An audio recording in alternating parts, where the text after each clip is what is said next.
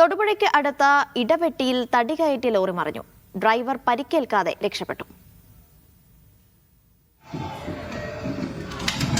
മുഹമ്മദ് ആഷിഖ് വിവരങ്ങൾ നൽകും. ആഷിഖ്, എപ്പോഴാണ് അപകടമുണ്ടായത്?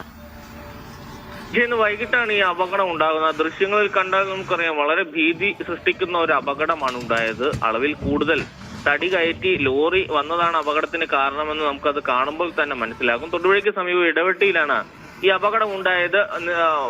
മുറിച്ചു മാറ്റിയ റബ്ബർ തടികളുമായി ഇടവെട്ടിയിൽ നിന്ന് തൊടുപുഴ വഴി കൊണ്ടുപോകുന്നതിനിടെയാണ് ഈ അപകടം നടക്കുന്നത്. ചെറിയ ഇടവഴിയിൽ നിന്ന് മെയിൻ റോഡിലേക്ക് കടക്കുന്നതിനായി വണ്ടി വളയ്ക്കുമ്പോൾ ഓവർലോഡ് കാരണം വാഹനം ചെരിയുകയും മറിഞ്ഞു വീഴുകയുമായിരുന്നു. ഏതായാലും വാഹനത്തിലുണ്ടായിരുന്ന ഡ്രൈവർക്ക് അപകടമൊന്നും പറ്റിയിട്ടില്ല എന്നുള്ളത് വലിയ ആശ്വാസകരമാണ്. വലിയൊരു ദുരന്തം ഉണ്ടാവേണ്ടതായിരുന്നു.